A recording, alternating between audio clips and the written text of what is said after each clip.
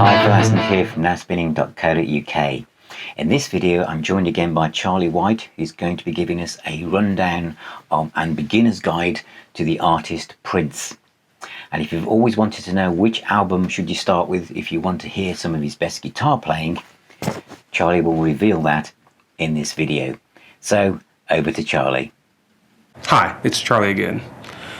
Sometime in July of 2021, Prince will release a new album from his vaults. It's a brand new album that he recorded back in 2010 or 2011, and this is not the same backing band he had with the Revolution, but I think this is probably part of the MPG or the next new power generation.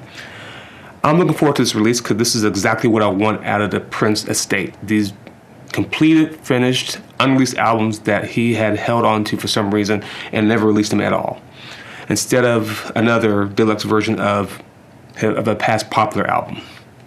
So now that we know that Prince is going to come with a new album posthumously, we can now start seeing a whole lot of these best of lists for Prince, the Prince top 10 albums, Prince top 10 singles, the best Prince videos, and so on and so forth. And I wanted to break this all down because I think there's probably a lot of people in the community who are at least curious about Prince. They may own like one album or two albums about Prince, and that's maybe all they have. Let's call this a beginner's guide to Prince. So if you're new to Prince or curious about the band and his music, you may have like one or two albums, maybe 1999 or most likely Purple Rain, since that's his best-selling album. You should dig deeper into his catalog and into his music because he's a fine musician, he's a fine songwriter. And so, but the question I get asked when people who are curious about Prince and not too sure where to go, they ask me, like, where do I start with Prince? My first suggestion is always Dirty Mind. Dirty Mind is Prince's third album, and this is where Prince Roger Nelson becomes Prince, the persona that we know and love. And it is where we start to hear Prince explore, sexual themes are strong throughout this whole album here. It talks about oral sex. It talks about incest. It's if you can handle Purple Rain and it's sexual overtones, Dirty Mind is not going to be any harm to you at all. But start here because Dirty Mind is one of Prince's best albums. It just gets overlooked because of best-selling albums like 1999 and Purple Rain. But this is where you want to start with Prince here at Dirty Mind. The album that follows Dirty Mind is also a very good one, but I don't think it's necessarily one that you need to have or hear. It's Controversy. And Controversy is exactly that. The title track discusses Prince's own self-image. The question about his sexuality came into question during this album. He also went sort of political with a couple of political songs, but it follows the same vein as Dirty Mind. But is it necessary? No. But is it essential? No. But it is a good place to continue on in your quest with Prince. But it leads into the first, or maybe the next essential album in Prince's catalog, which is 1999. 1999 is now essential, if not mandatory, to have in your catalog of Prince albums. It is a tremendous work. It's his first double album, and it's also the first time his videos make it to MTV. It started with 1999. In fact, that whole side one of that first record is a 3-track dance party. You have 1999, you have Let's Get Delirious, and you have Little Red Corvette. All great dance tracks played very long in the clubs and everything. And again, he continues the sexuality, he continues the androgyny look of himself, and it's the first time we see Prince and the Revolution as we know it to become in Purple Rain. Yes, this is also another essential album in Prince's catalog. First of all, it's his best-selling album. I don't think it's his best album, but it's his best-selling album. And if my memory serves me right, it probably doesn't. I believe the soundtrack was released a few weeks before the movie came out. So I believe I had the album before I even saw the movie. And I'm not going to get too deep into the details, but my thing with Purple Rain is that the album's great, but what came from those sessions with Prince that ended up on the B-sides or even the incidental music that I believe was heard inside the movie is even better. Take, for instance, the opening scene to Purple Rain, where you go inside First Avenue and the band's and you hear the beginnings of Let's Go Crazy with the spoken intro. Now, The version that's in the movie is not on the soundtrack. However, that version can be found on a 12-inch single that came out at the same time.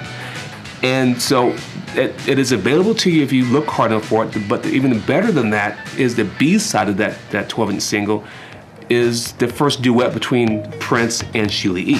called Erotic City. And Erotic City is like my all-time favorite Prince song. I got great memories of going to the club and dancing with a lot of beautiful women to Erotic City. And Erotic City is as filthy and as dirty and as vulgar of a song that you can imagine. But it has a killer beat and it runs for a good 8 minutes. That came from the Purple Rain sessions. Also, I believe there's I don't remember my memory of the movie is kind of faint because I haven't watched it in a long time, but I think there's 2 tracks heard faintly in the movie that are not on the soundtrack.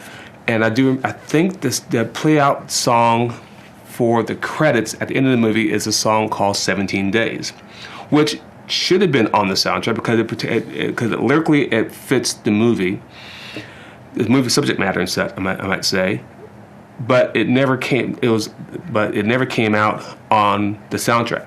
And I think 17 Days is either the B side to Darling Nikki or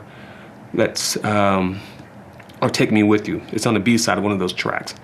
And that's the great thing about Purple Rain is that at that time, at least that moment in time for Prince, he came up with a lot of great songs that was not popular, that was not widely heard by those who just bought the soundtrack and left at that. Because I think you're missing out on a great many other songs that pertain to the movie that were not in the movie. So if you want those B-sides like Erotic City and 17 Days, they finally became available on a CD set, a CD box set, not box set, the CD Greatest Hits set that came out in the late 90s called Prince's, the hits. And there's two versions of it. There's a 2 CD set that has all his greatest hits, and there's a 3 CD set that has the greatest hits CDs plus a third disc that has a lot of unreleased B-sides and such. Unfortunately, those B-sides are all been truncated to fit on a CD because most of those B-sides ran a length of 7 minutes, if not longer. But you can find 17 Days and Erotic City in their edited form on the 3 CD set of Prince's The Hits.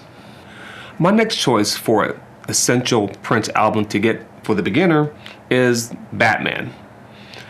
Batman is called a soundtrack, but technically it's not a soundtrack since only 2 of the tracks on the album shows up in the movie. The rest are just tracks that he did himself, inspired by the movie.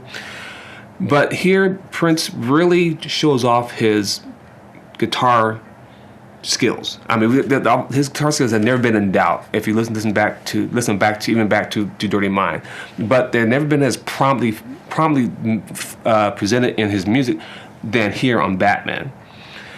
And I've always, Prince played, Prince played like 20 instruments, 20 different instruments. But I also believe that he was a fantastic guitar player, which we later found out in late in his career that he's exactly that, especially when he was performing live, which unfortunately I never saw Prince live.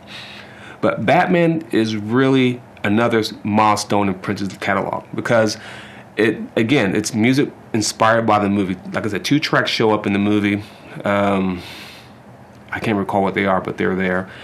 And it's a really interesting album because his guitar playing leaps out of the speakers to you. It's just really great, it's particularly in the longer version of Bat Dance.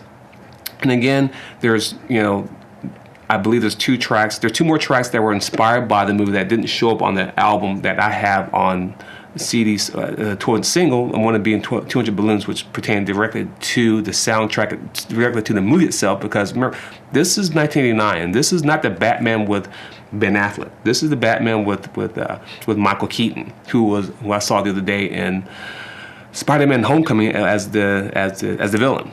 Okay, I'm gonna wrap this up with these last 2. The last 2 are a choice or a toss-up between 2 albums which I consider to be very good but not necessarily essential. The first of which is another soundtrack by Prince, Parade, which is the soundtrack to the movie Under the Cherry Moon. Now, Under the Cherry Moon is a movie that you don't need to see. It's horrible. I have it on DVD. I don't know why I have it on DVD, but you don't need it. But musically, it is a terrific Prince album. On its own, it stands up better on its own as an album of his songs than as a soundtrack to a really horrible movie that he did. Again, like Purple Rain, there's a lot of tracks, at least a lot of incidental music heard in the movie that didn't make the soundtrack.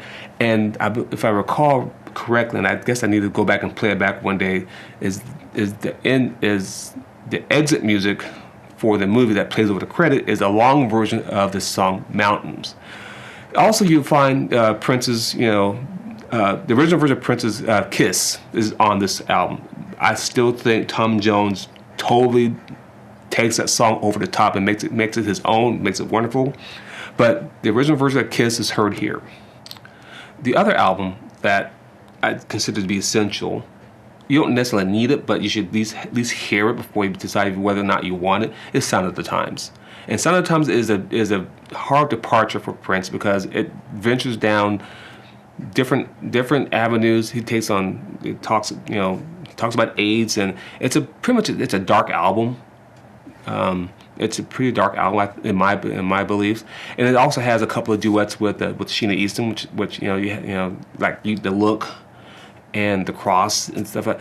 And it's a different departure. It's a departure from his old style to something new, and he's done this before, even before he did this album. If you go back to like Around the World in a Day, the album that followed Purple Rain was a departure from the previous 3 albums that he did before to something that was a little bit more poppy, a little bit more lightweight. But here it goes almost heavyweight. There's a couple of good dance tracks here, like Housequake and You Got the Look. Great tracks, and there's also some nice mellow tracks like The Ballad of Dorothy Parker. I understand it's a double album, it's a double CD. I recommend it highly, but if you can handle that hard departure, because I know some people, my friends who are Prince fans, didn't like the album at all because they just weren't ready for it. But it is an adventurous album to delve into with Prince. So finally, I want to add one last suggestion, and you don't need to take this one because I think this is going to be kind of hard to find if you really want it. If you really want it, is Crystal Ball, which is a 3 CD set of outtakes, live tracks, and alternate versions of songs from the past albums that he did when he was known as the artist formerly known as Prince. Great tracks there. There's a couple of really great live tracks. He does a couple of remixes in there. Not remixes, but a couple of re-records and a couple of alternate tracks. But I'm not sure how available Crystal Ball is out there for you. It may be kind of hard to find. It may be kind of easy to find. Who knows?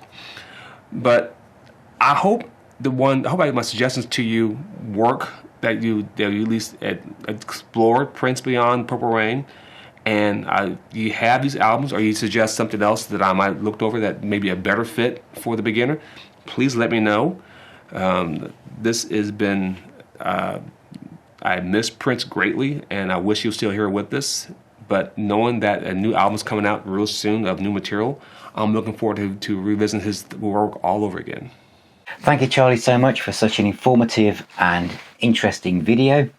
I'm going to go off now and listen to the Batman soundtrack. I've always liked Prince's guitar playing. I think my first exposure to him was when he appeared, controversially at the time, on the front cover of Kerrang for the album Purple Rain and film.